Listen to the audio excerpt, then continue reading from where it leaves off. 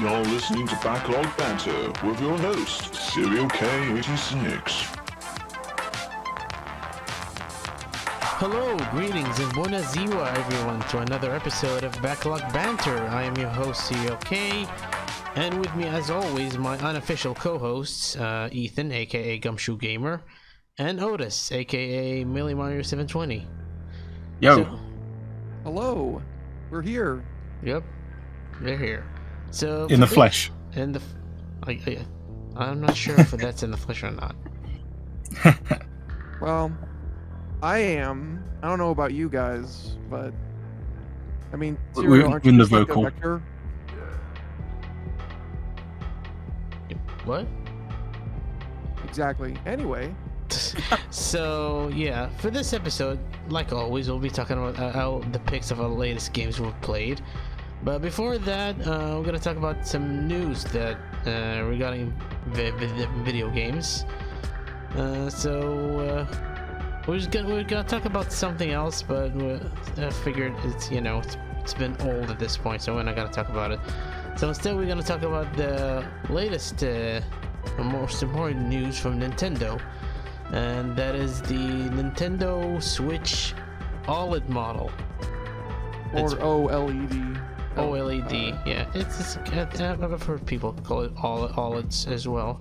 But yeah, this Switch model has been rumored for a while. Has been known as the Pro model. It's been recently announced. It's coming on. Is it September or October? October. October 8th. Yeah.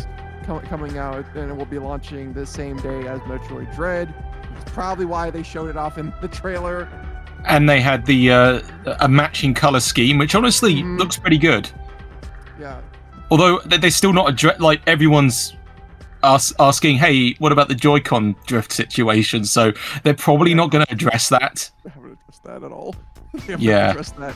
No, So, they're very stubborn about that. They're probably waiting for another hardware iteration later down the line, because it's kind of stunning that the fact that aside from the screen, they finally made like a standable wide stand, like one that doesn't feel like it's going to They kinda fall had over or to, though. snap.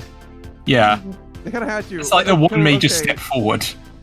Because basically, just what this is, in case you guys weren't around for the 3DS generation, this is just the 3DS XL base XL version for like the Switch. Yeah. So we haven't gotten to the 3DS. Oh, sorry, the new 3DS XL, which is an entirely separate thing. So we're gonna get a Switch version of that most likely. Why can't they give these normal model names? It gets so confusing saying new 3DS all the time. We're gonna have Then new there's Switch. the new 2DS. Don't get me started on that Oh one. my god. It's not new at that point. You know, I get my systems pre-owned, so what is it, a new pre-owned new 3DS? I don't know. Hey, do you want to play new Super Mario Brothers? You know, the DS game? New Yes. Super Mario Brothers? What, like old new? Or old sold as new? I don't know. It's stupid. Yeah. I mean, it's like Microsoft's naming, you know, it never makes any sense unless you like really know what it is. No, I think Microsoft is worse. Oh, definitely, yeah. It got so confusing trying to explain, hey, I want an Xbox One S, not a Series S, which is something entirely different because I don't have a 4K screen, so there was no point. But that's a whole other. Yeah, So yeah. because there's two versions of S and X, and it's either Series S or Series X or X. I'm gonna play SSX on my Series X. Yeah, I'm like, okay. But yeah, no, Wow. the system, yeah, it was rumored, like, people expected it to show up in E3, but it didn't. It was just more game announcements, but, like, I'm glad, it was nice that something eventually popped up. Yeah, I think, honestly, to not really go into E3 since it happened a while ago, but Yeah, I think it's just that companies are starting to see E3 less and less as like a big, this is when we're gonna announce everything moment, and would rather have like just announcements spread across the year. yeah, there was like a state of play recently that just popped out of nowhere, and like Yeah. nothing of significance was really shown there, but it was just sort of, hey, there's some games. Here's more of it. At least now we can play Plumbers Don't Wear Ties with an OLED screen. So you know. Yeah, you know what? Valid. Okay, there we go. I'm gonna spend the $350 to get this version now. Let's go. Yeah, that was my E3 pick in a nutshell. Yeah. That came out of nowhere. What do you think about like this new model though? Because my first reaction to this was just, oh, okay, it's got the bigger screen, it's got better speakers, it's finally got a LAN port, bigger storage, the 64. Oh yeah, gigs. that was a thing. 64 gigs was like bigger. I mean, most people store the games on an SD card anyway, so the 64 is nice, I guess, if you don't have an SD card. But considering the amount of games the Switch has, it's probably best just to get a micro SD anyway. It's kind of needed. Yeah, for sure. But the thing is, that's kind of it, and it doesn't actually like run games better. It's just, no, that's what people are let down by. Yeah, and that's what a lot of people have nowadays. So I was Yeah, wondering where you guys stand on that. This is a very in-between model, so I feel like they're definitely going to do some sort of boosted model in the future. This is just to tie people over, saying, hey, we do have a new Switch model, but this isn't the new Switch model. Yep. Yeah, that's pretty much my idea and my thoughts. It's not worth the upgrade, in my opinion, if you already own a base or This is the Switch model you get if you still don't have a Switch. Exactly. Yeah, which I don't. So either I might, or then again, I've used a lot of my my family's Switch, and that's like just a regular model, and then that's fine. So to be honest, I'll be fine just getting an old Switch, but probably by then they'll have like the new models. Then I'd probably be in a situation where as soon as I buy one, they announce a new one. It's like, for fuck's sake. So, but isn't that always the way? Yeah, because funny enough, because that's how I exactly felt about the 3DS XL, where it's like, this is great if you don't have a 3DS. If you do, just keep using it. Yeah, because I didn't get a 3DS until the new model, and that's not the new XL. That's the new old. Yeah. In my case, because I wanted. In my case, I got the XL model, the 3DS. That's the one I got. So this is a really good starting point, and I mean, I do like the white. It's not really white; it's more like black gray white. I don't know. It's not like pure white. It's not silver. No. Silver, chrome, yeah, something like that. Well, thankfully, it's not chrome. That would chip off. Oh, true. Yeah, that would be pretty bad. The color reminds me a lot of the silver GameCube, though. I forgot that was a thing. I only ever saw black and purple GameCubes around. Never the. There was a. This was like when, unfortunately, all those are all the newer GameCubes that they took out the HDMI port. I know because that's the GameCube that I have. There was an HDMI port. Well, an HDMI port. What? If I remember correctly, there was a thing on the back of the original GameCube model. Oh, the other port, yes, the one I've never used because I never found what went in there. So you can get an adapter for that will transfer it into an HDMI. Okay. Well, I mean, I have like I think I have. Yeah, I'm pretty sure I have a model with that. Yeah. Yeah, it's so you have to have like one of the first models for sure. But when they got in the new ones, it was around the time the silver one came out. So if you have a silver one, then so it's like the Wii when they took out the GameCube port and the SD card slot, which made it completely worthless for homebrew. Yep. Yep. So okay. Pretty much. Yeah. So yeah, it's but yeah, I think overall the best thing that this actually has is probably just the LAN port. Yeah. Which I still use Wi-Fi because my room I can't physically take a cable up here. So I'm kind of stuck with Wi-Fi, but hey, that is a good option. Like if I ever did need to wire something in, which to be fair, given our Wi-Fi, might be a necessity at some point, because things like downloading Xbox One games like slows Wi-Fi the hell down in our house at least. Is it just me, or is it? Like, Really? Is that just a thing that happens? No, but it's my theory. It's my theory. I swear they do. But Yeah. Because any sort of Dead Rising 3, for instance, I had to wait like for a 15 gig patch and then warn people, hey, Netflix might be laggy in your room. That's a whole other subject. At least with Switch games, they're relatively small, but you know, for net play, a wired cable is nice just to have, I guess. Mm-hmm. Yeah. Though apparently there are listings for just the dock itself, and the dock's the part that comes with the LAN. Yeah, I think they confirmed that it can be it's gonna be sold separately. Well, that's useful because it can be bought separately. So if you just want an upgrade and you have a Switch, that might be an option. Unless you mind about the having a wipe on your original Switch, then maybe it's a little. Or if you wanted to do what that guy did in the original Switch ad, where he just goes to a hotel and there's a Switch dock already set up, that's an option. So hey, you can leave your old Switch dock at home and then take this other one with you. Mm-hmm. Yeah, that's a very specific circumstance. Yeah. So hey, at least that's an option. Yeah. Somewhat. Yeah. Is that all our hardware thoughts? I guess. That's like really it. Oh yeah.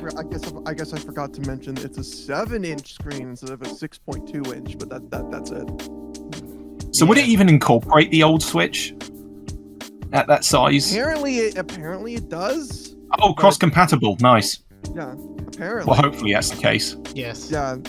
I'm waiting for more. There hasn't really been a definitive yes or no, but that's also a good thing because it's the complete opposite to the Wii U, where I know this is slightly different with the gamepad, but like that was basically unreplaceable unless you bought like an entirely new Wii U with a gamepad. Mm-hmm. Yeah, because you couldn't buy the gamepad separately. No, and that was like a major missed opportunity. Whereas at least with this, that sort of is more of a remedy in a way. Because like I think at first, they refused to sell the dock separately. So now it's like, okay, the Switch is like such a success. It's like they can afford to do that, and no people will get one likely. Yeah, I honestly think that's going to be really good for them for sure. Yeah. All right. Okay. I mean that's all I have to say about this. Yeah, it's probably gonna sell out, and there's gonna be shortages, even with the fallen short on hype, as some people would probably say. But it's like, who cares? It's gonna sell. It's gonna sell. These Switches always sold. Wow. Yeah, they always print money. So. Yeah, I guess that's our thoughts on the Switch OLED model. Oldie. The oldie spellbooky. So I guess that's our thoughts on that. I think it's about time we move on to our picks. Nice. Our game picks. I think we have plenty to talk about. Let's start with you, Gumshoe. What you got for us? All right. So, if any of you have been following me on Twitter, well, I mean, I kind of talk about a lot of things, so maybe that's not the best part to open this, but I've been going through the Trials of Cold Steel series of RPGs, and this is like, this is like a massive subset of JRPGs from Falcom that, like, even though there's 4 Cold Steel games, that's only like a part of the story. There's 3 Trails in the Sky games, and then there's like 2 other ones that follow a different area in the same world that are finally coming to the West. Like, literally, they got confirmed, I think a couple of weeks ago, that are like in between those 2, and it's all in the disconnected timeline. Yeah, it's a lot. So I started with Trials of Cold Steel because I heard it was a great way to get a proper introduction to the first game, to like the world and everything. Even though it's at the start of the timeline, I do plan on going back and actually playing Trials in the Sky. But I did play Trials of Cold Steel, the first one, okay. and or Trails of Cold Steel. Say Trails Yeah, of I Cold- got confused Trails as of well Cold when Steel. seeing listings on Amazon because I was like, how many of these games are there? And is it Trials or Trails? Then I misread it. I was like, oh, okay, Trails. that's what it is. I always mispronounce that. Wow. Because it's like Trials of Mana. I got it mixed up with. See, yeah, that's what's tripping me up too. Because we have Trails, Trials, and Tales of. The three T's. Those are three separate JRPG And they're all series. they're all RPGs, so it's just like, which one do I go for?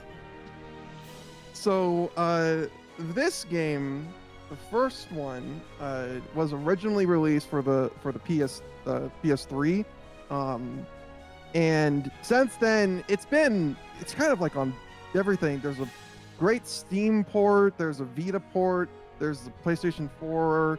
I think there's also a Switch version of the Yeah, it sounds like a thing that'd be on Switch, yeah. now. And if I'm gonna say, make sure you get one of the newer ports of this game because they actually went back for the first two games. They got a lot of the voice cast to do more voiced lines for the other releases, which is something I didn't figure out until like halfway through my playthrough. Okay. Of the game. I was like, man, there's a lot of cutscenes in here that are like fully voiced, and all the cutscenes are using the in-game engine. So if you have any cosmetics on, that thing stays through the entire game. So were they mute before, or just not as much voiceover?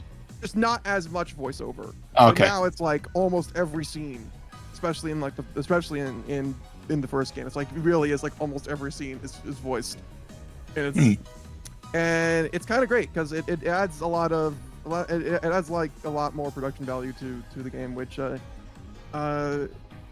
great. But yeah, this is your standard JRPG. Like this is like bog standard anime story as you could get for the first game.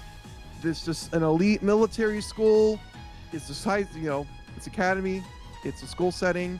You got your class together, and they all come from different backgrounds. And they all go and this class, like it's an elite class. It's a special class where they're going to learn about combat and all these new different things and explore the world, helping out people and being good members of society, all while figuring out the past of like this continent and mystical stuff. And yeah, that's pretty much it for the first game specifically. First game, very much a let me introduce you to this world because you're going to need it. It's quite a lot at times. It can be a lot of information. But the best part about this game is really its cast. It's like every character I feel gets proper time, except maybe a couple in this game. But every party member that you go through, even like some of the side characters, are really well done. In which case, it's like I don't care that the game's slow, because the game is pretty slow, especially since it kind of revolves around these lighter school days, and then you go and like lighter school days, and just there's gonna be like maybe you're gonna play for like 3 hours, and really all you've done is like walk around town and talk to people, and that's for like 3 hours or more, so sometimes. But I just gotta say I was very blown away by how much I enjoyed the game. I do have a little bit of some gripes with it, mainly the combat, which is very fun, but it's very easy to break if you know what to do.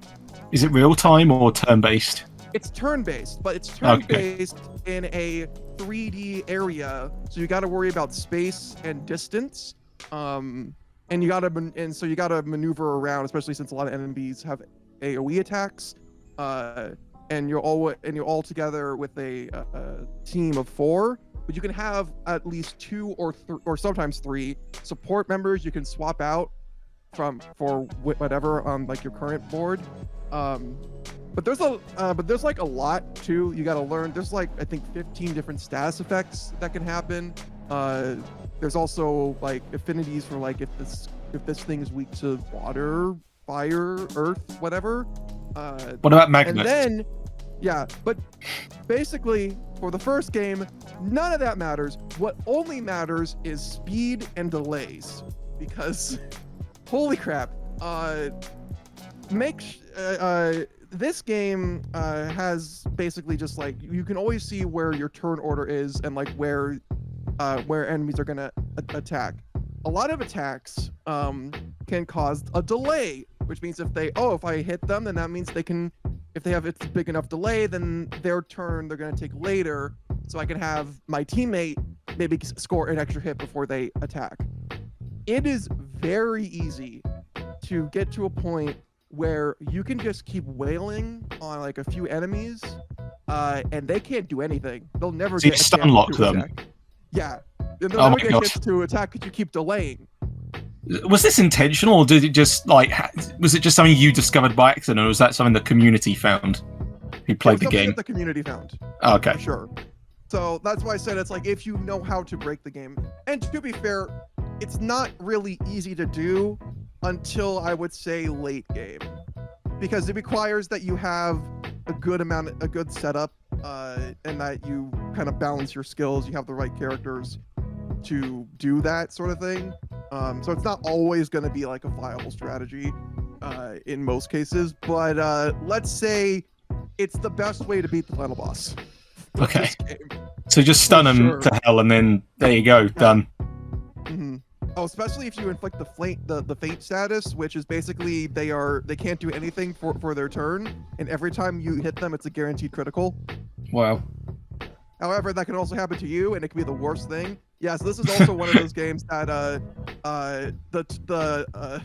it's not. Sometimes battles cannot always be in your favor, and kind of one fatal mistake could, quote unquote, kind of make it to where you lose the fight. It's not that bad. That's more of a problem for the second game, I noticed, but that's I won't get into that. Fair enough. Yeah, and the only other problem I have with the first game is that it is very much a part one to a larger story. Like, Yeah, I was going to ask, is it one that if you jumped into a later game, would you miss out on anything? I mean, it kind of feels like it would be like one big, as you said, one big introduction. So I guess if you missed this is a really out. great introduction to a lot of things, especially characters, because after this, they are going to spend like any time trying to reestablish these characters. They just assume that you know everybody's backstory, you know what their whole deal is, so they can move on. In a sense, it's kind of like, I don't know, you start an anime and it's like 100 or so episodes, you know, and we'll say like this game only covers maybe the first quarter of that, like in terms of story. So it's like at that point you're like, okay, I'm familiar with these characters. Oh, something really important's happening, and that's what we're going to lead into the next arc, which will be the next game. Okay. That's kind of how it's told, which is why, like, after finishing the first game, I was literally like, wait, that's it? Wait, no, you can't end it there. What is going on? And in case anyone needs to know, the second game starts literally a month after the first game. So they are very much, I feel like they really are meant to be played almost back to back, because they flow together really well.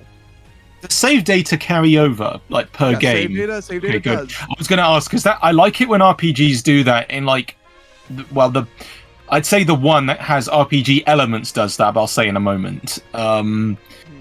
Yeah, it's just nice when they do that, because it means that especially if it's like a continuous story, it means that what you did mattered. Yep. Oh, and it especially mattered if you want to go through the romance options, because oh my god, this game has so many romance options. And you can only really pick one to go through, but if you like had the opportunity to like, oh, I want to go for this character, then in the next game they're going to reference that, and the dialogue will be a little bit different too, and you'll get added scenes, and there's a lot of like choices too that you'll make that will impact, especially who you decide to hang out with, like one of your classmates on your free time. I think has also kind of impacted the second game a bit. which was like very interesting. Was not expecting that to happen, but yeah, it's very small stuff. It's not like super important in that sense that like you carry your save data over. It's just like you really do want to play this one first if you are ever thinking about going into these games, unless you are the purist type and you're like, I want to experience the story from the very beginning, in which case you're gonna have to play the Sky games, which there are 3 of them, and they take place before the events of this. So, okay, is the Switch port good? Or does it run well? Yeah, because I don't know. I don't. With a lot of RPGs, I just imagine like sometimes the PS4, PC one's usually running better, but I don't know. I don't suppose it's really pushing the system a whole lot.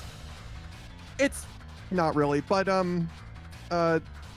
I definitely do recommend this game, especially if you just like, if you're the type of person that's like, yay, this is very anime and I like it. This is for you, like 100%. Especially, I will notice the last two things that just are really kind of cool.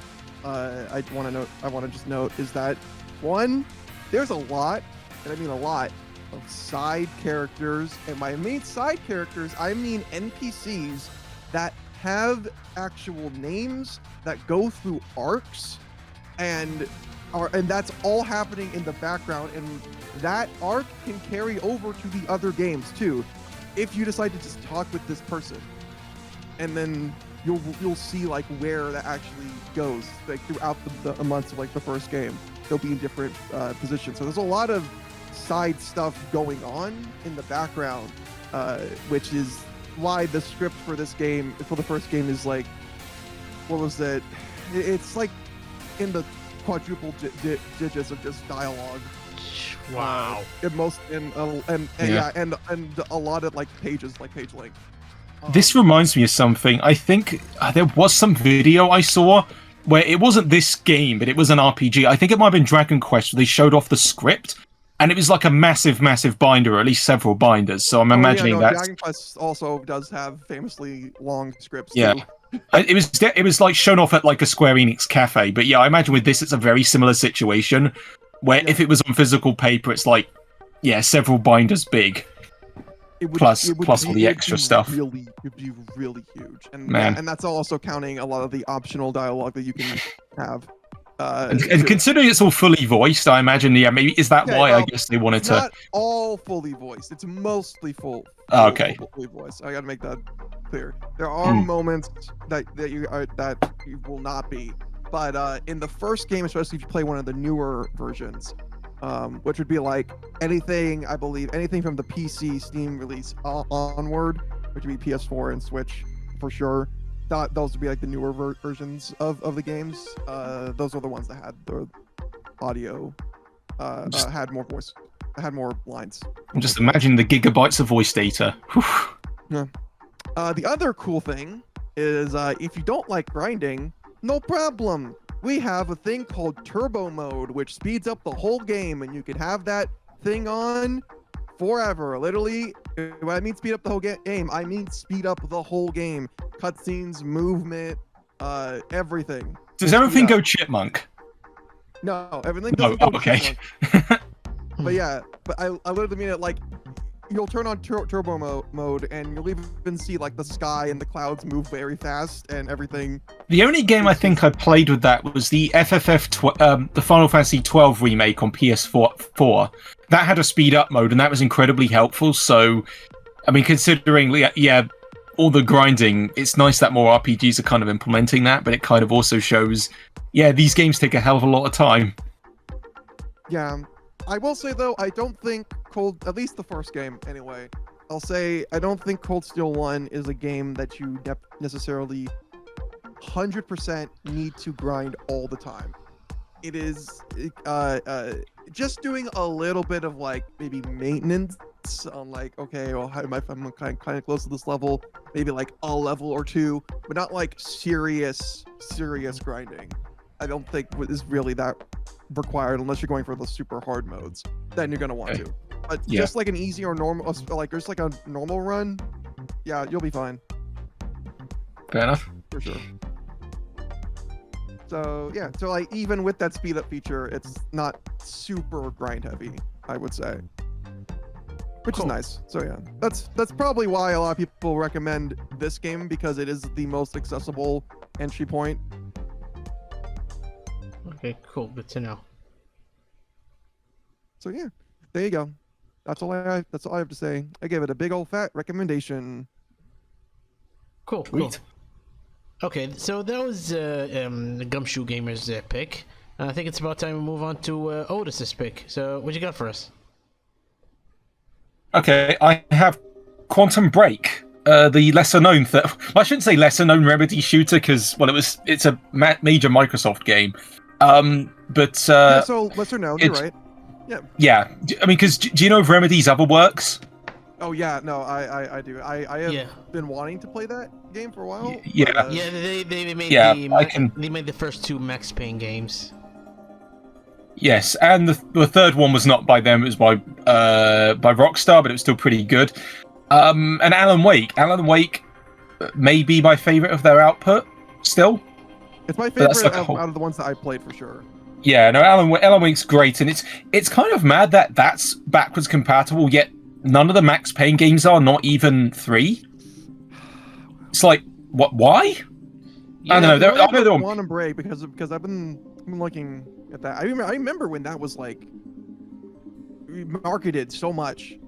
Yeah, it kind of got marketed a lot. They just sort of disappeared. Like I bought it like for £6 not too long ago. I know it's several years old at this point. It's from 2016. But it's kind of funny how all these big like Microsoft games, you just kind of find them in bargain bins after a while. Like my Xbox One collection is only about like 4 or 5 titles, and it's like I think less than £50 I spent on it in total. But that's like minus all the digital games I got. But that's another subject. I guess I can start summarizing the plot without spoiling anything. Of course, it's just like sort of how it starts, because Remedy games are all about story. Right, so the plot summary. You play as Jack Joyce, who, following an ex-scientist partner of his brother's mysterious work, gets mixed up in a cataclysmic event where time breaks, leaving him with time-bending abilities and the only one who can restore the flow of time to normal. That's the basic version. I mean, there's not really, like... It's not Remedy's, like, deepest narrative, I'd say. Like, I feel like Max Payne and Alan Wake, especially Alan, like, had more going on. I haven't even played Control yet. Control, which I heard was, like, a really good... Yeah, like, I'm glad that one's multi-platform, because that means, I can just play on whatever. It's even on the Switch, I keep forgetting that, but that's jumping subjects. Yeah, don't get the Switch version. Don't. I know, it's cloud. The cloud streaming ones never work. They never work. That's our review. So yeah, it's a third-person shooter in the vein of Max Payne and Alan Wake. All 3 series have their own mechanics while retaining similar gameplay. So while Max has slow-motion bullet time, Alan uses light to stop enemies. Quantum, well, as I said earlier, uses time. Jack has access to the usual arsenal of weapons you'd expect from any third-person shooter, handguns, shotguns, which, that usually... And you're kind of matched with your enemies, so like they have a similar arsenal in the times you face them. With the time powers, you can dash around them, which briefly disorients them. You can also throw time-stopping grenades. They're not actual, like, physical grenades. They're more like a beam of light that just happens to act like a grenade. So it kind of adds to the weird chaos. Like, the general, like, sense of, like, time getting all really, like, screwed up around you is, like, the best effect of this game. Because things sort of break up into, like, little, not polygons. Fractal triangles, I describe it as. Like, when basically things will... some areas are affected by things called stutters, where time will either just freeze or move slower than you are. So it's kind of like, I don't know, it's just a neat effect. I know it's probably been done in some like TV show or something where something goes wrong with the flow of time. Let's see, what else is there? Oh yeah, one of my favorite abilities to use was you don't get it until late in the game. That's a real shame because I ended up using it all the damn time. If you hold the left bumper, which is normally your dash button, you can it pauses time while you run up to an enemy and you can just deck him in the face with B. But only weak enemies. Strong enemies are resistant to that. But that was my favorite ability to use, and almost feels slightly exploitable, considering that. So yeah, that particular ability, I don't remember the name of it. You hold LB, and if you it will pause every enemy, and you can just run up to them and hit B, and you just deck them in the face to knock them out. I ended up using that one a whole lot, but like yeah, as I said, you don't get it until relatively late in the game. Outside of combat, you occasionally solve a puzzle, and the puzzles are relatively light. They really just require walking into an area and holding Y. So for instance, there's a collapsed walkway or a crane with there's like say if there's a crane with a crate, yeah,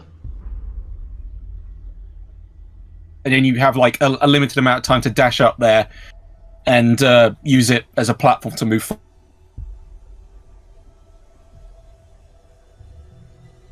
Those are the more scripted segments, because the whole game all around I would describe as relatively scripted. Because I mean, would you agree that Max Payne and such were like also scripted, but felt a bit more free-flowy?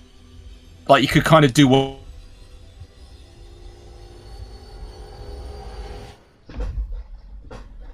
Yeah, because there's a lot of bits of Max Payne, especially when you get into action areas, that just kind of could be described as almost like on rails.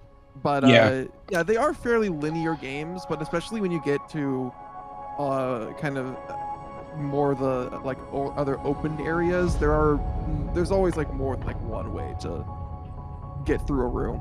Yeah, it feels like, you know, depending on difficulty and such, you know,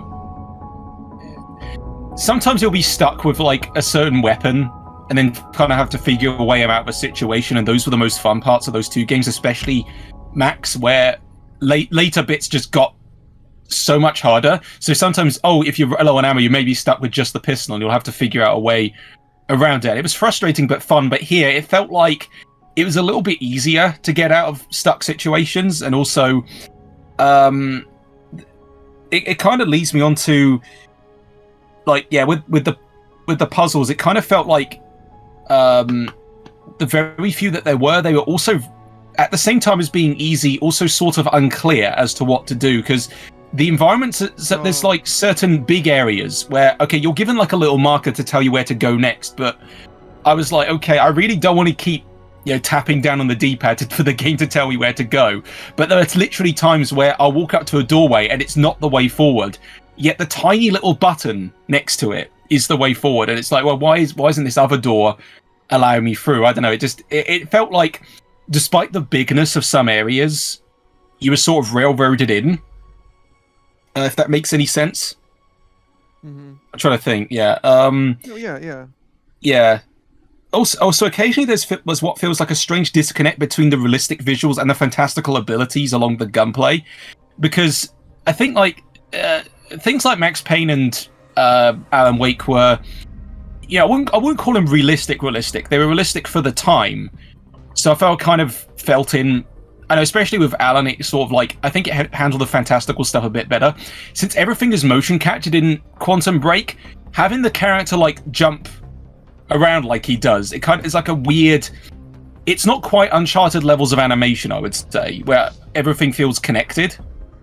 Because like, even though everything's motion captured, is this more like I don't know, it's like an Assassin's Creed level where it's like kinda you can see the realism, but there's just like this level, but because it's not, what we would say, it's like it's not stylized in a sort of way, and because they're trying to be realistic, there's like, I think so. It's weird.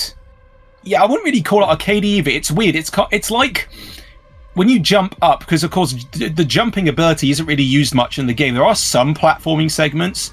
One in particular was like, what the hell am I supposed to do here? Because it was literally a case of, I have to cross something, but because everything else is so well rendered, you don't know what the interactable object is sometimes. Oh. Okay. Or what you have to do. Like, it's not outright bad, it's just it will take you a few tries, even though because those bits are like trickier than the actual shooting, which is the weird bit. Okay. Sorry, you say first. I'll definitely say this though, because I have played Control, and I also think it's really good, and they fix that issue by making rooms a lot more like there's a lot more of a style to it, and to rooms, to enemies, to things that you interact with, like a lot, and they make that very, very, very clear. I feel like for at least for Control, it seemed like they took kind of the lessons learned or of what to do and what not to do for Quantum Break. Yeah, because I'm looking at the game and I am reminded of like, oh yeah, no, I remember this. This kind of looks like what they're gonna do later for their for Control, and yeah. Because Cool. yeah, it didn't feel quite as flowy as something, because Max Payne had that distinct feel. I keep referencing earlier games just because they controlled so much better. Control. But yeah, no, basically the controls aren't outright bad. It's just like things like the gunplay just like felt there was that weird disconnect. I don't know how to describe it. It's like it's fine, it's playable. It's I just do not know how to describe it, because I really missed abilities like, you know, being able to jump on your back and slide down, and also whereas I don't know, basically things didn't feel as flowy, really. It was like a slight stiltedness to it.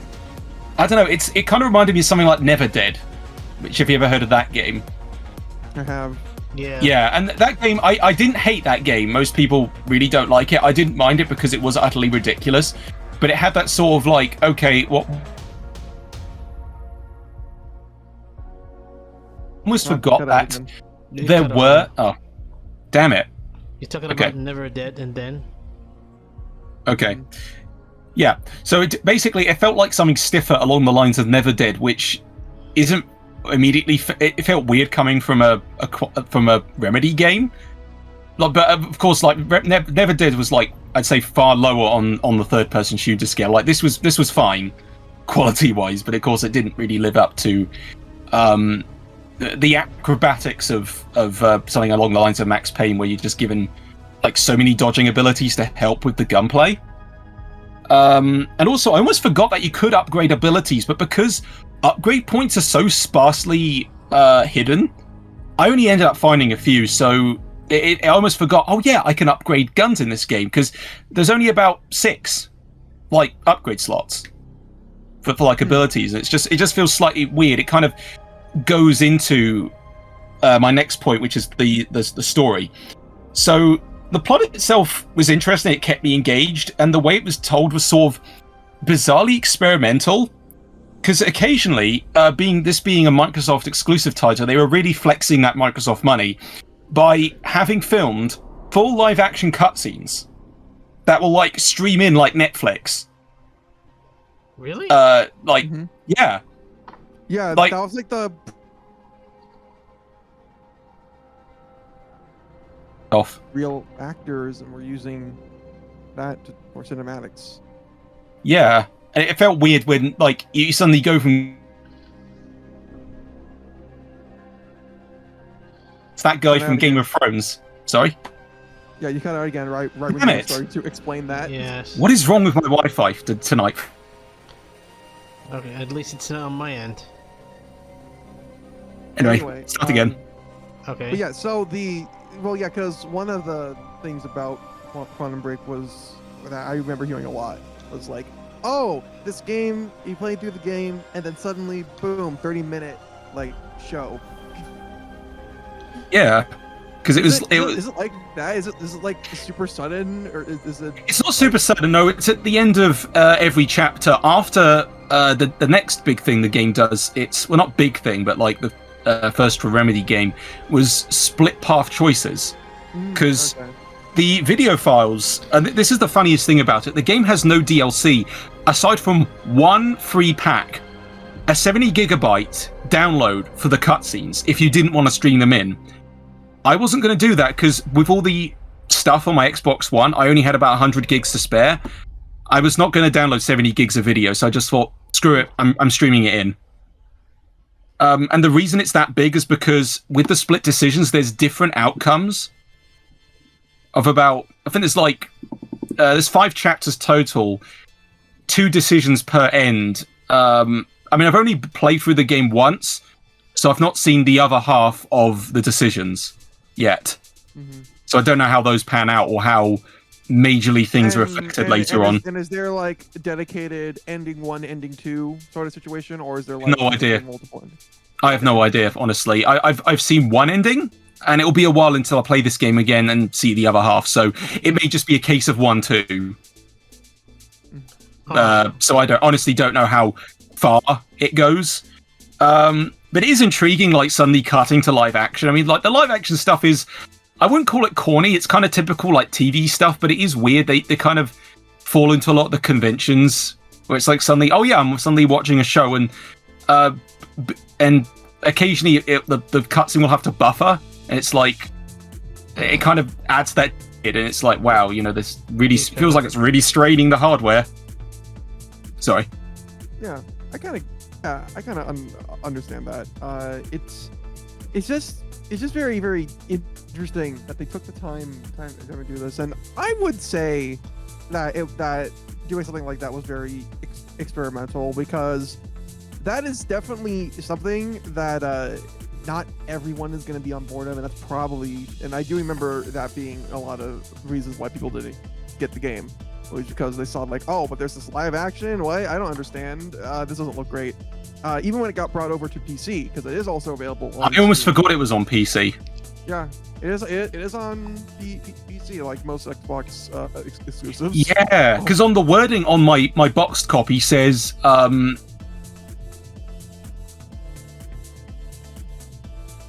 Yeah, no, it's on PC as well. The wording on the box. What is this? What did this say? The wording on the box, because you cut off again.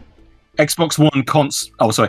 The wording on the box was Xbox One console exclusive, meaning it's only on that console, but it is on PC as well. Oh, okay. I mean, that's just how Xbox does all their stuff, or rather, Microsoft does all. That was really the first one, because I do also remember Dead Rising 3 getting a PC port. Oh yeah. Depending on if you had good enough things to run it. Yeah, I got it on I got that one on console, because no way in hell was my little Surface Book gonna run that.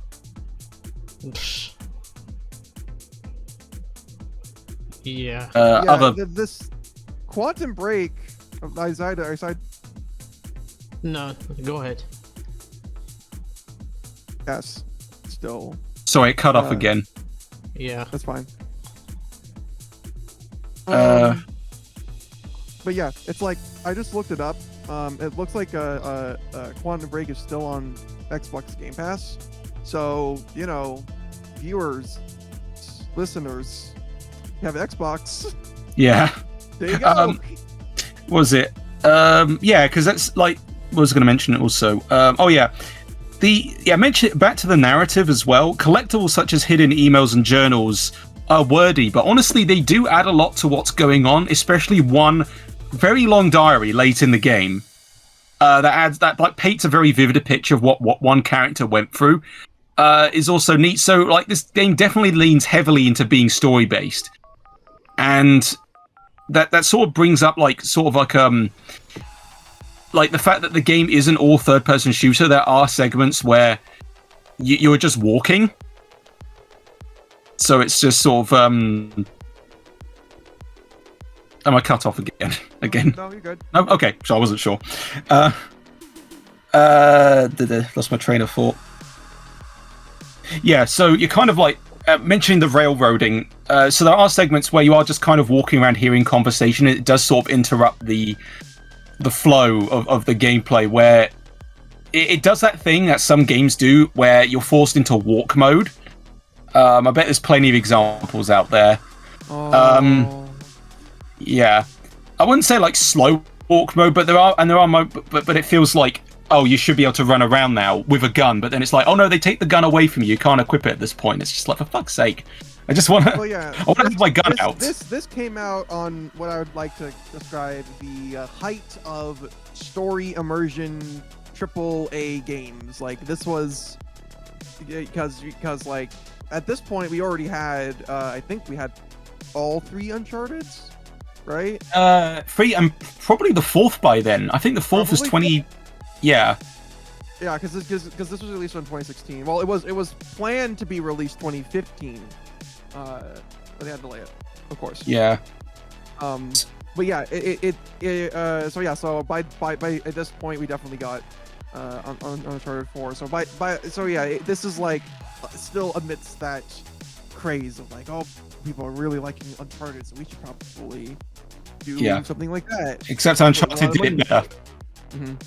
Yeah. So, the motion. Yeah. There's a few more points, and then I'll wrap it up. Go ahead. Yeah. The only like major technical flaw I really saw the game was. Oh wait, I'm skipping a point here. Hang on. God damn it, my notes all scrambled. Okay, so I mentioned the mocap actors from earlier, so that kind of like lends into that whole. I think they really want. I kind of get the sense that they wanted Quantum to kind of be their Uncharted, like Microsoft's Uncharted in a way, but like it doesn't really match up in that same manner. Because like the motion capped actors played by the real actors, I recognize, as I said, the villain's actor from Game of Thrones. I don't know which actor. It's the guy Paul something. He looks a bit like Dr. Ashens to me, like just minus the beard. I don't know why. What was it?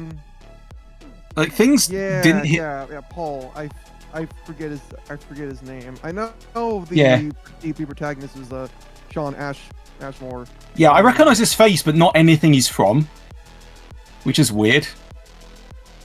He's original Iceman in the X-Men film. That's where I recognized him from. Yeah, so he went from X-Man to Time Man. Cool. Yeah, it's funny because despite everything being motion captured, it didn't really hit the uncanny valley, but there is that sort of weird jarring effect when they do suddenly cut to live action. It's like, oh, that's what real people look like. Because like Uncharted, something like that. Maybe now with how great, especially with like how we can make graphics look great nowadays, even if it's not this generation. Think about next generation. I feel like when we do the transition, it might even be more seamless. Like it won't immediately register. Yeah, kind of really cool.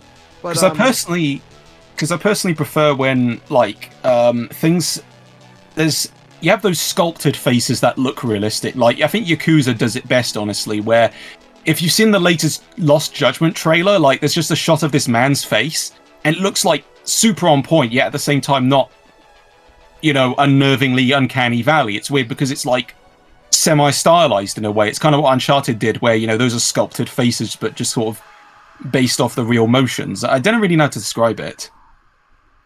Yeah, I get it. Yeah.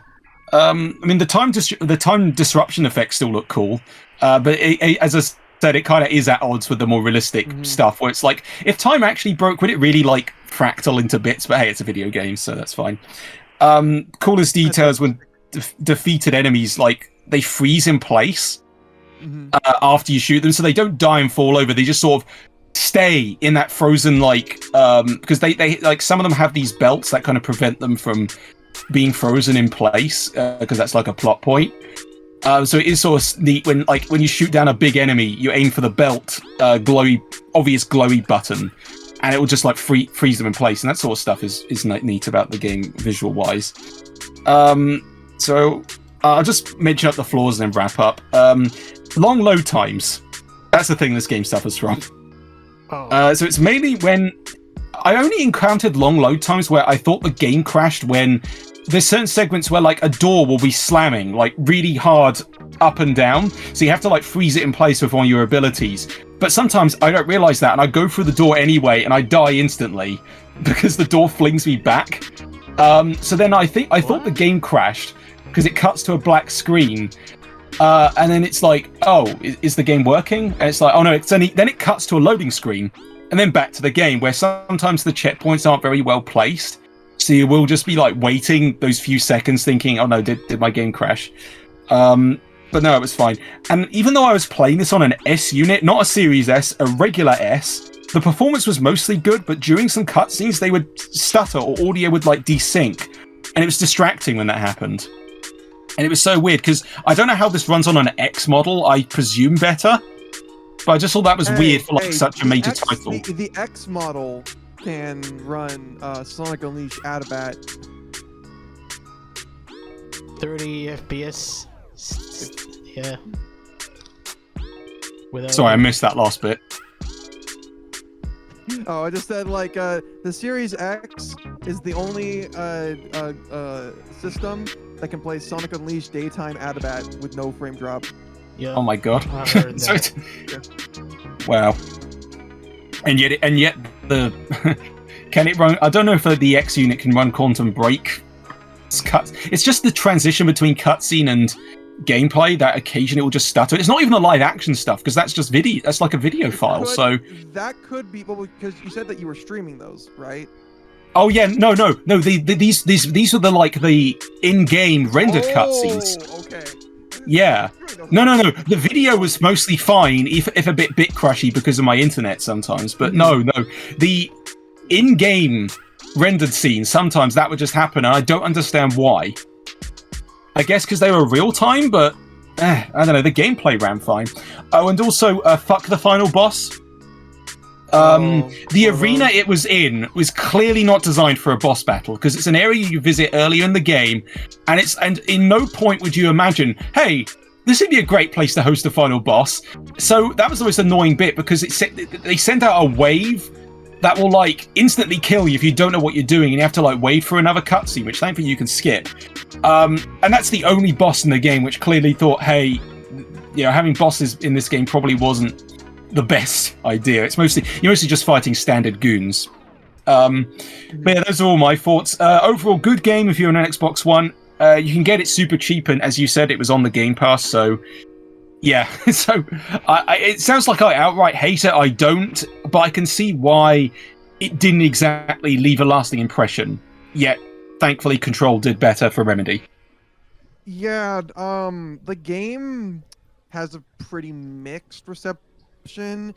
It's kind of one of those that, like, if you really like the Remedy's more modern style, like a lot of especially if you like Control, I feel like this will capture some of that audience. It's a little bit more niche for sure from what you've been describing for me, because like if you just can't get on board with the switching cutscenes, then I feel like that's gonna be like the first hurdle. I was on board with it. It's just the fact that everything else just sort of like made it feel like a lesser experience. It was weird, like the weird occasional technical stuff. I did decide to look it up, and it seems like the common consensus is that the gameplay part of this game is like okay. Yeah, it just makes me want to play Max Payne and Alan Wake again. And it's just a shame that, well, I mean, I have older hardware to play Max Payne on. It's just the fact that it's like, come on, Microsoft, put it on compatibility. There were big Xbox titles. It makes more sense. And also with Microsoft, no, not Microsoft again. Oh, wait, actually, with I don't Rockstar. know if Remedy owns the IP anymore. Oh, you're right. Yes, I keep forgetting that. Yeah, it's like I think that's Rockstar. why. Rockstar has Max Payne rights. Mm-hmm. And Microsoft has Quantum Break and Alan Wake, because there was a cross promotion actually where if you bought Quantum Break new, because on my copy it still says, oh, there's a download code for Alan Wake and the DLCs, but I just had a copy anyway, so it was fine. Yeah, it was originally supposed to be Quantum Break was originally supposed to be a sequel to Alan Wake. There are references here and there which were sort of cute, but that's about it really. It's basically now it's like kind of connected universe, kind of. But sometimes it wasn't heavily ingrained enough where I sometimes forget, oh yeah, there's a sort of connection here, where to the point it really only felt like a semi-Easter egg. So I didn't really get that sense. If they were really trying to cross those universes, it didn't really feel like they did it enough. But yeah, Quantum Break is definitely something I'll check out, just because I've been interested in it for a good time. It's not a long game either. You'll beat it in like, I guess, a weekend if you like really, throw yourself at it. I guess. Yeah, it's like 5 chapters long. It took me. I mean, I played it over several sessions, but I think it was like I don't know what the how long to beat ranking is. Probably like 7 hours, I guess. It's not like long, but not long either. Short. I don't know. One of the two. But yeah, those are my 2 cents, 3 cents. Just because before we end this, just want to ask you a question, Otis. Is it worthy of? Is the game worthy of Angry Joe's Nissan out of 10 rating? What did he give it? A Nissan out of 10. A Nissan? Yes. Because this car? Yes. No, oh wait, was there product placement? Yes. Was there product placement? I guess I must have. I mean, I knew there were cars in the game. I'm one of those people who don't really pay attention to cars. I haven't watched Angry Joe in years, so I wouldn't know. It was a throwaway joke. He just made it. It's not the real rating. Yeah. What was his real rating? I forgot, but it was average. Okay. Yeah, I'd say it was average. That's where I'd agree. Average, not horrible. Worth a look if you have the hardware. Wow. Okay, cool. Okay, so I guess that's about it for Otis's pick. I think that leaves us with me. I think I'm the only one left now. So we got, for my pick, it's a series we've talked about often on this show. But yeah, for this one, I'll be talking about the game. I'll be talking about is Yakuza 3. Now, this game came out in 2009 in Japan on the PlayStation 3, and later came out part of a remastered collection for the PlayStation 4 and Xbox and PC on 2018 and 19. For this quite game, the gap. Yeah, exactly. So this game, I don't know. I have a mixed thoughts about it. But let's start first with the story. So the game is set 2 years after the events of Yakuza 2, or Yakuza Kiwami, in case you played that one, in which Kiryu, the main protagonist of the series, have moved away from the streets of Kamurocho and the underworld of the Yakuza to the islands of Ryukyu, Okinawa, to manage an orphanage with his adopted daughter Haruka and enjoy a peaceful life. But things don't stay quiet for too long when the land where the orphanage is built on it became involved in a tug of war between 2 politicians and the Tojo clan, which is threatening to take away said orphanage away from Kiryu and the 8 orphans who he took under his wing. And so he has no choice but to return back to the world of the Yakuza to save his orphanage, and a series of events that involves betrayal amongst the Tojo clan, the CIA, and a mysterious person who looked like Kiryu's late adoptive father. So... You remembered more of the plot than I did. Yeah, God. Yeah, it was... Yeah, you know, when you put the plot like that, it just kind of hits home that, like, man, that's most of that really happens at like the last third of the game. Yeah. All I really recall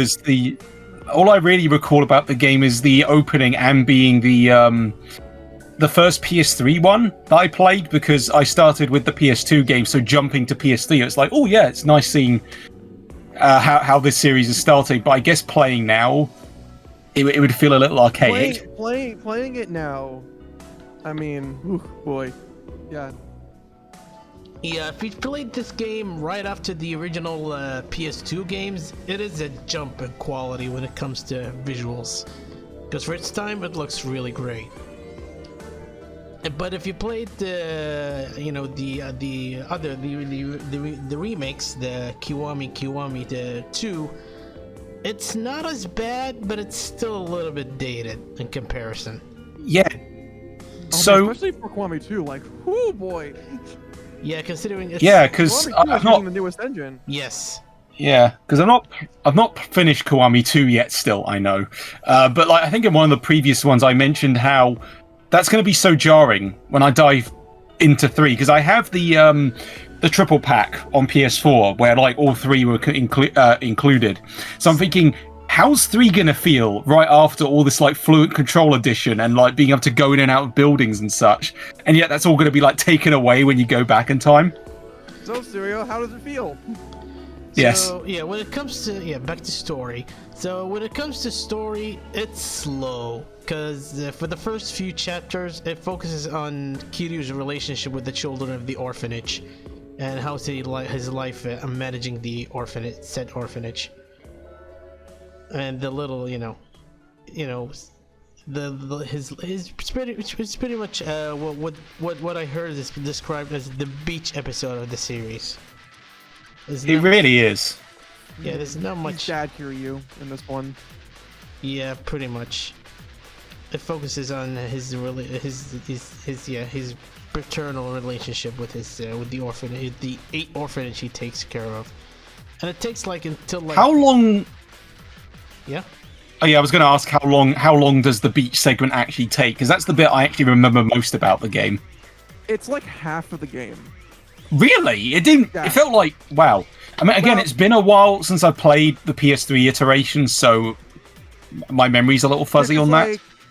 Well, correct me if I'm wrong, Serial, but I remember that it was chapter 6 was when you go.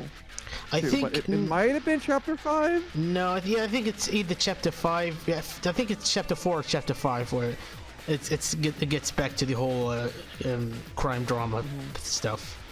Wow. Yeah. Mm-hmm. Now there are 12 chapters, but some of these chapters are like really short in the last half.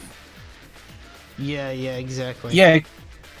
Because aren't you given like a whole new city? Listen, chapter 7 is just you going to one spot, doing a fight, and that's it. That's chapter 7. There you go. You're done. Yeah, exactly. Wow. And the cast of characters they're not that many. They're not that many as in like in the previous games, but it's not. There's not a lot that happens when it comes to the serious crime drama bit. I mean, this is a little bit, but even then, it's kind of it pales compared to the previous games. I mean, there's not much. There's not a lot of. There's a lot of. There aren't that many, twists and turns, compared to the previous games. Yeah, I definitely heard someone else describe this game as like it's the Yakuza filler arc. Yeah, it's basically this for the most part. I heard that I had someone a game shop a friend who runs a game shop, and I think this might have been their first Yakuza. And they liked it at the time. This was when it was new and on PS3. So of course I think it was all like the side stuff that kind of captured their interest from the sounds of it. But like main plot wise, I don't think he could have described it. Yeah, that's definitely, when it comes to the main plot, it's not that engaged. It's not all of that, Well, and it's kind of crazy because, like, think about it. This plot involves oh wait, what? My adopted father, who should be dead, is seen roaming around and maybe did a murder. What? I don't even recall that bit. Yeah, that's like an integral part. But the thing is, that's not until like near the half, and then it gets resolved, and it's like nothing, and it's like, oh, okay. This is going to be so strange on replay. Yeah. How that gets resolved is just very underwhelming. Yeah, it's not that exactly. Yeah. So yeah, when it comes to story, it's pretty much the low point of the series, especially if you played this right after Zero, Kiwami, and Kiwami 2. So set your expectations a little low when it comes to that part. So I guess that's about it for the story and the plot. Pretty much. Yeah. Well, yeah. Also, oh geez, I can't believe I forgot her name. Haruka. Poor her. They like tried like the second game, Kur and Kiryu, they were trying to develop something, and then immediately in the third game, it's just like, well, we're gonna go our separate ways now. Bye. And Yep. They built her as that's the new love interest for Kiryu and stuff like that. And yeah. then by the beginning of the third game, it was like, yeah, by the way, I'm going to America. Bye. Yep. And she never mentioned ever. Yeah. Wow. I don't even recall that. Wow. Yeah. See, that kind of really sums up that whole narrative. I remember this bit, but not that element, which should be more exciting. Mm-hmm. Like especially the missing dad bit. Like, really? That was in the game? Yeah. But what about the gameplay I will itself? say, I actually do like. There's when you go back into Kamurocho, there is some really great kind of character moments with a lot of the recurring of kind of seeing how Kiryu changed a bit throughout. Especially with when you get reintroduced to Majima, like I actually really like that scene a lot. Oh, yeah. That scene was alright. Yeah. That was a bizarre thing with this game, because I think it was after. Actually, no, 2 didn't have English voice acting. No, basically, since I played it on PS2, 1 had English, 2 didn't, and then by 3, I was still getting used to the Japanese voice cast, but now like they're the de facto for me. Like if you go back and listen to Yakuza 1's like English track, it's like not very good. No. Yeah. I kind of wanted more Mark Hamill Majima. Yeah. But at the same time, nothing can top the Japanese voice. No, he is Majima. Yeah, pretty much. Exactly. Like you can't imagine him without it. Nope. You know, it is very, very telling that like Yakuza, a series that is primarily, I mean, maybe it's not primarily lauded for its great story, but it's definitely a reason why people play. And you kind of just basically summed up the story for this game super quickly, and we all were just like, yep, that's it, all right, we're done. Yeah, and me just not recalling half of it, like, kind of speaks of its quality. Yeah, I can recall the craziness of Zero and Kiwami and, you know, the bits of Kiwami 2 I've played. Yeah, there's nothing really like that in 3, I would say. I mean, if the main plot didn't hold your attention, how's the side stuff? Oh, we'll get there. But first, we'll Fair talk enough. about my first few issues with the game when you first play it. Okay, it's more of a technical issue more than a side stuff issue. It's the stiff and weird. It's the stiff animation compared to the first three games before it. This game has this game was made in 2009, so the animation is a bit stiff when it comes to character movement with Kiryu. So it's gonna, you get a bit of a whiplash when you first play it. Like, wow, this really is dated. Like you're playing in, I think even for 2009 or 2010 when this came out, this feels old. This feels really dated. Also, I'm guessing you've not. Yeah. That's fine. Have you ever played on the original hardware, or was your experience just the PS4 version? Yeah, it's the PS4 version. That's the one I played it. Yeah. So no experience with the PS3 one, I guess, because I don't think they're that different technically. Like they control the same way. Yeah, and the only difference. Yeah. So if Yeah, go ahead, Ian. If you want to talk about differences, the main difference in the remastered is that they actually do put in some of the cut side content from the original, because 3's game was rushed. It was originally it was being developed as a PS2 game for first. Really? Yeah. Which is why the combat kind of feels the way it does, apparently. Yeah, the combat is real not satisfying. But yeah, there was a lot of side, like when I mean side, I don't mean like sub stories. I mean just like activities Yes. The whole gambling stuff was cut. Like that wasn't in the original release. Right. Brought that back. Yeah, there's a big old gambling logo on the back of my copy, so I guess that's part of it. Oh yeah, and also the hostess dating side activities. Those I think. Oh were yeah, mostly that one had to be cut. Yeah. So a lot of that's brought back. But if we're talking like control-wise and stuff like that, no, it's unchanged. Yeah. Oh, it's really just like added some more stuff and then made the visuals and just technically run better. Run at 60.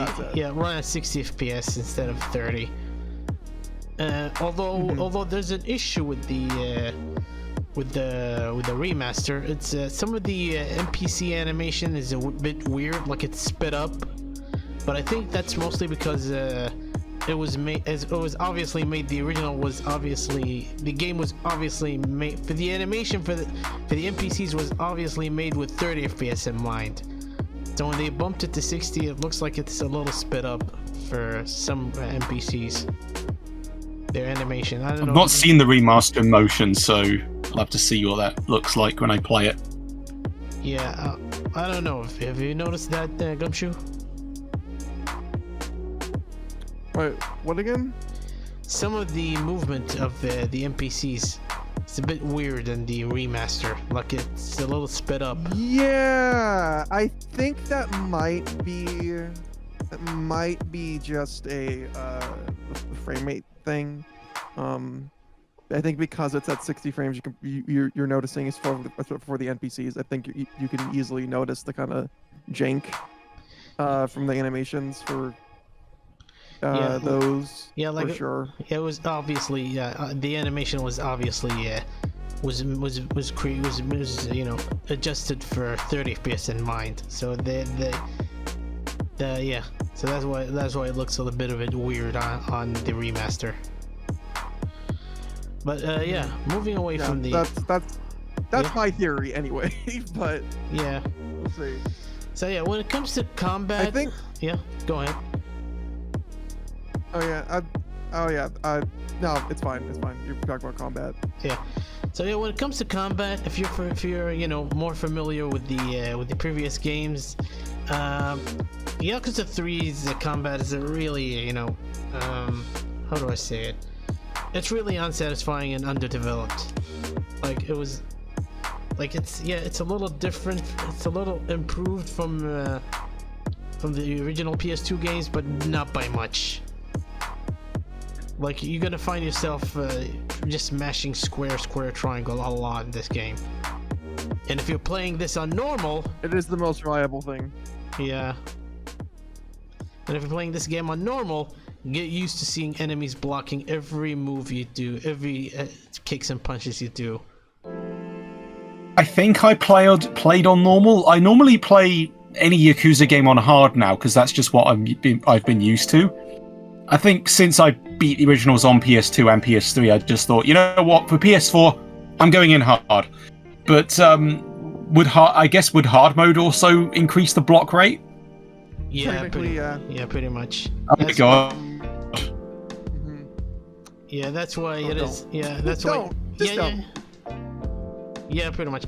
Yeah, that's why I later decided to change the difficulty to easy, in which enemies don't. So easy. Yeah, that would be weird. I didn't do that, but I kind of wish I did because the final boss really loves blocking, and you can't really grab him.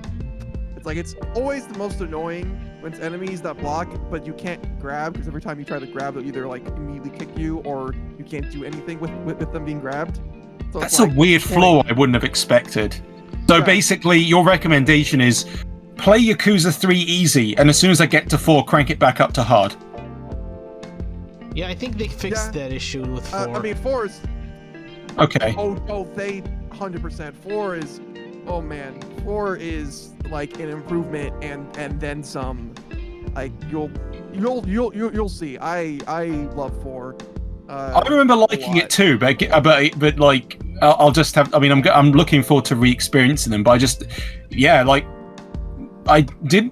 Yeah, 3 was that weird. It's just that weird bit, but It's funny that the only side quest I remember in that game, because I know it's jumping a little bit, is it involves ice cream. Oh yeah, that one. Is that the carry one? Oh yeah, the one where you got to. Yeah, I remember that one being the interest, and also like lady flying off motorcycle. Oh yeah, Those- the Revelations. That's a Revelations. new thing. Yeah. I think I got 9 of them out of 10. I got some of them, and they were funny, but it's just like, yeah, I didn't find all of them. That is a lot. That gets refined in 4 and especially 5. 5 is not even like that many, but in 4 especially it gets refined. It's a little easier to find them, and there's not that many. And Yeah, I'm glad they carried over.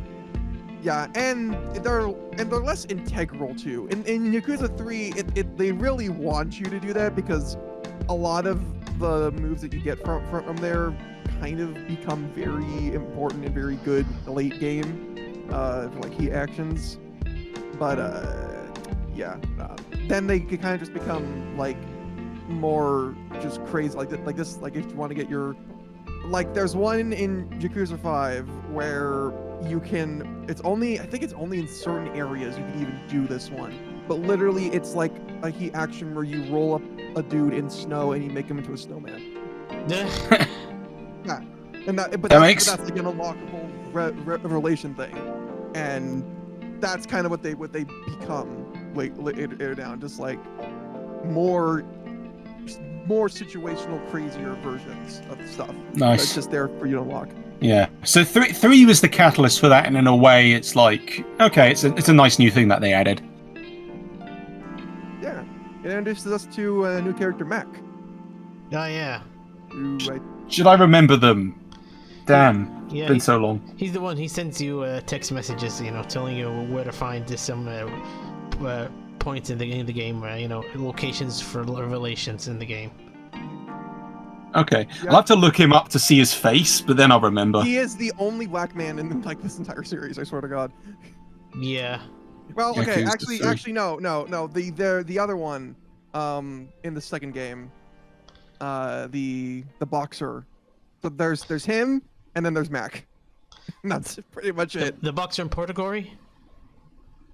Yeah. Oh yeah, him. Gary Buster Holmes, I think his name is. Yep.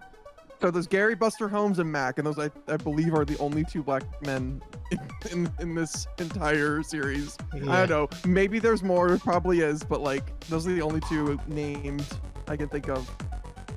Oh yeah, same. Let's see. Yeah. I mean, there was a baseball player, but that's a character from a sub-story. And it's the Kiwami 2. Technically count. Oh yeah.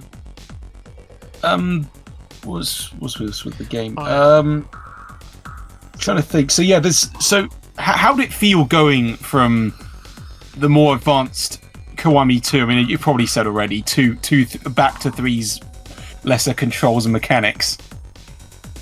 It does feel like a step down. Yeah, go ahead, Nathan. Well, yeah, I was like, I would assume that the biggest thing, though, like it would be how level ups are done, and I'm just gonna say it, I don't like how level ups are done in like Yakuza 3. Yeah, same. Like, at all. Remind me. I mean, So basically, you fill up a bar, right? Your like experience. Yeah. Bar. But you got to fill it up like a certain amount of times, and then you put all of those into your like one. So like fill up the bar 60 times, or maybe it's like I think one of them's like 80. yeah, like, it's a certain near, like, the percentage. end. I don't recall it working like that. Wow. Maybe that's also changed for the remaster. I'm not sure. No one. I think heard it's any reports. yeah. of- I think of it's that. the same. I never heard any differences between them. It should be the same, and it's just it feels like early game you're progressing a lot, and then there's like the mid game you just aren't getting any level ups like throughout. Yeah, it I never really ma- slogs down. Yeah, I never maxed out any of the stats in the game. I mean, Yeah, Never went for not level 10 or something like beyond level 9 or 10, I think, or something like 9 or 8. But yeah, I never maxed out any of them. Because, you know, it takes forever. Oh, we'll get to the side stuff, but let's talk about the sub-stories. I think the sub-stories in this game is a bit underwhelming compared to the previous ones. I mean, there are a few that are, you know, touching like you expect from a typical Yakuza game, but overall, I think they're not that great. They're not that. None of them really stands out, except like a couple few. But I think that there's something unique about the sub-stories in this game. So some of them have 2 different outcomes, in which when you get the best outcome, you get the sub-story in your list gets marked with a star. But if you get the worst outcome, no, not worst, but it's like an alternate. Not outcome, as good. Not as good. You get a check mark. That's something, I don't know if that's in the other games, but in like 4 and 5. 4 and 5. Not every single one will have that, but there are a lot more that if you just fail, then it's like, whatever, here's like basic I think healing item instead. Anyway, I think there are some where like I did star them and other times it was just a tick, because sometimes I'm just like, I don't know. What do I pick here? Yeah. But yeah. I am that is something honest, carried. though, Yakuza 3 so far is the only Yakuza game I have not done this, like all the sub stories for, because Same. at just some point I got too bored, and a lot of them were not good. Yeah, exactly. 3 is the first game where I didn't bother completing all the sub stories, because some of them requires a bit of an hard requirements, you know, for them. Like there's one where you have to there's one that involves you have to get 200 points in bowling, and it's nearly impossible to get 200. Like you have to get 200 for like 4 or 5 times in a row. And My God. Yeah, and I think there's one where you have to win like 4 or 5 games of 9 ball, and the bar, and the game of pool. So yeah, some of them. Yeah. And besides doing all that, it, like, you know, of course it unlocks the final sub story. Yeah. Which is just a standard. But Yes. all you get for that is just an achievement. So. Yeah, that's about it. Oh yeah.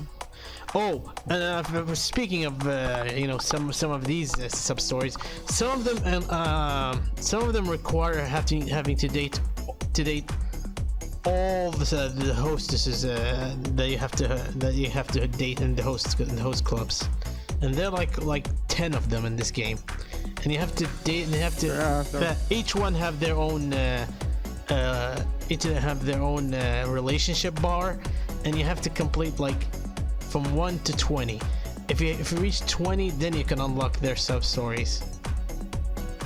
Yeah, I don't think I did any of those, because the dating aspect of Yakuza games is next to the gambling, it's the aspect I've never been interested in. Yeah, So I must have missed out on like a few. In the other games, because they make it not really a priority. Like. Oh yeah, no, there were some. This game, it's really just Yakuza 3, so that makes it like, oh no, if you want to get that final sub story, it's weird because you don't have to do Haruka's Trust to get the final sub story, but you do have to do that. Yeah, exactly. Like what? Okay. Strange. Yeah, and you gotta do all the Hitman missions too, because that's a thing in this game. Oh yeah, we'll get to that. Remind me of the Hitman. We'll get Okay. there. So, like I said, with sub stories, there are like also 2 quote-unquote business aspects in this game, other than the sub stories. One is technically part of the sub stories. It's kind of related to sub stories, but it's, you know, expanded upon a little bit. It's the hostess management. So there's a sub story where you go into a hostess club, and you have to help the owner. With his club by training in a hostess. And Is it anything like the later games? No, It's actually pretty. No, because I recall. bare bones.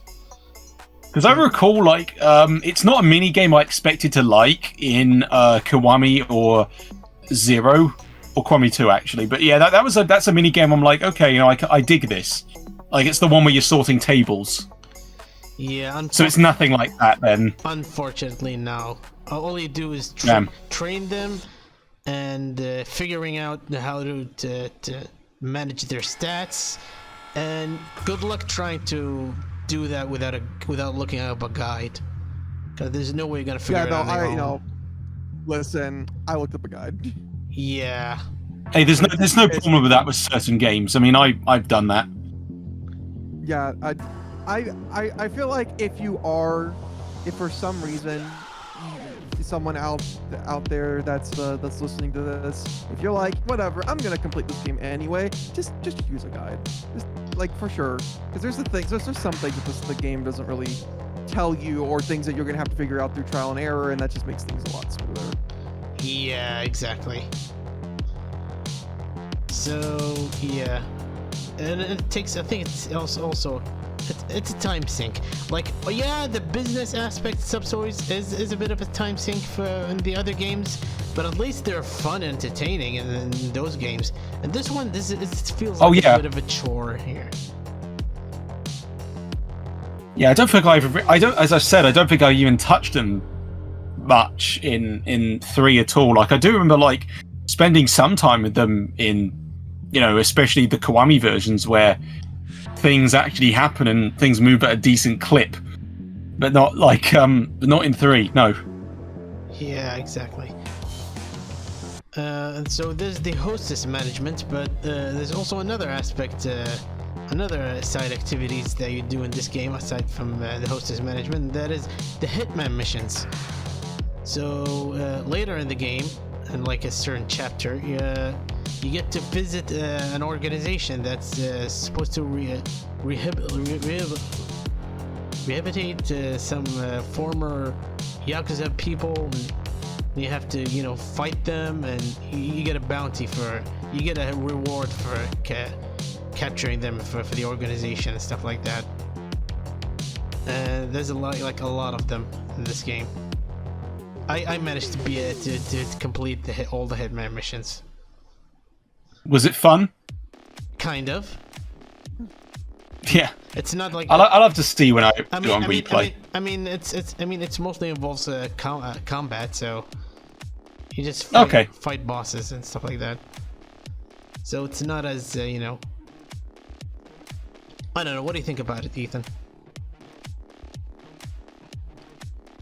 I did not do the hitman missions because by the time that they got opened, I was very much done with the game already. I just wanted to beat it and be done with it. So I did not do those in 3. I can't blame you. I can't blame you. Yeah. Oh, the cut content. So you mentioned, was it just gambling? That was mostly cut. I remember there being a little bit more than that, but that's the one that I immediately remember. There's also I remember the original game, the original PS3 version, the Western PS3 version. I think they also cut the mahjong and the shogi games, and also most, if not all, the dating hostess dating. So all the aspects I don't usually play, even in the games when they're available. Yeah, and and also because I only do the gambling if it's like a necessary story mission. Like I think in Kiwami there was like one gambling thing I had to do, and then after that I just sort of ignored it. Yeah, but yeah, it's mostly site content. Okay. Because I got excited hearing cut content, but then it was like, oh, it's just that. Okay. Yeah, some of them I would have liked. I would have said like it was just probably would have been for the best if they remained cut instead of bringing them back. But that's just me. Yeah. So I think if there's any good thing I can say about this game, it's that you know what, I think it's best that it's not that long. Compared to the previous games, if you're gonna do the side activities and stuff like that, it's not that long. It's a bit on the short side. For Like, me, how many hours? I think about 70 it took me to, beat the game with most of the side stuff. Short? Yeah. Yeah, it's No, not. no, well, 70, and you're doing like you're actively doing a lot of the side stuff. So Okay. Yes. that's also it's not the shortest Yakuza. I still say the shortest one is probably Kiwami 1. Because that one you can beat in like 20, even if you decide to do the sub stories. Okay. You can beat that really fast. But it's not that long, especially if you don't care about doing the. As a lot of its length is in those side activities Yes. for 3. So if you don't care about that, then you can easily get through the game. Yeah, pretty much. Yeah. Plus, I will give it this. I think its finale is kind of cool and epic. I mean, we got English guy in the ending, so. Oh, I vaguely recall something like that. You might remember that. Yeah, that's like. Yeah, okay, it became that's a little different. It became a bit of a meme among the Yakuza fans, among the Yakuza community. Also, and yeah, there is definitely some, and credit to where credit is due. I do like the small Yakuza branch that was in Okinawa that Kiryu interacts with. Oh yeah, we didn't talk too much. We didn't talk that really about the new location and this game, Ryukyu Okinawa. Well, because unfortunately it doesn't really matter. Like even in the other games, it's just all that matters is that he ran an orphanage and he has the kids, and that's it. That's really the only thing that matters when you're trying to go through like what happens for the next game. Is that that there's a situation, which the 4th game will clue you into, which is why I say it really feels like 3 is just filler. Yeah, I agree. Which is kind of sad. Yeah. So Go on. I will say though, just a little bit a heads up for you, Serial. Yeah. When you get into, I'm really interested to see what you think about 4. Yeah. Because if you're a big Kiryu fan, yeah, probably not gonna like 4. Yeah, I heard. You play. Yeah. If you play Yakuza because you like Kiryu and that's like the main focus, it's gonna be interesting. It's gonna be very, very interesting. I'm gonna. Yeah, Won't spoil anything, obviously. Yeah, I heard some aspects about that. Some, I still remember really liking 4.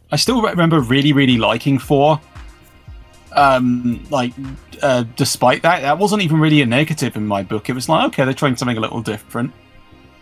Yeah, no, they definitely do something different. Yeah, but yeah, it just because it played so much better as well was like the main aspect. It's like, oh wow, this is like what 3 should have been. Mm-hmm. So yeah, don't worry. It only gets better from here. Yes. I was gonna. So it's kind of after a slight dip. After a slight dip, it's like up in quality again. Okay, cool. Good to know. So I think if I have to recommend this game, obviously don't play this as your first Yakuza game. Don't do that. Start with either 0 or Kiwami. No, stop. Yeah, both are great starts either way. Yeah, and honestly, if I have to say if it's worth playing this game, if you're played the previous ones, I'd say only if you're curious. Other than that, just watch a story summary on YouTube. It's not worth. Actually, it's kind of surreal. It's kind of surreal to me that these are even on the Game Pass now. Like every single Yakuza. All the major, all of them now. Like even 7. Yeah, that's gonna be a while till I get to that because I have a copy of 6 on my shelf. That's the only new one I've not touched. So I know Like a Dragon is gonna be different, but I like what I've seen. So I'm like, okay, I'm down with this. Yeah, 7's my favorite. It surpassed 0 and K2 for me. Sweet. Wow. So take that. Yeah. No, I really like 7 a lot. Yeah, I would snap up a copy now, but like given like my backlog of Yakuza to tackle, it's like, okay, I know I'm gonna have to slog through 3, but like I think your advisement to put it on easy is actually sort of eased that a little bit. Yeah, just put it on easy, enjoy the story, and then crank it back up to the actual good ones. Then, yeah.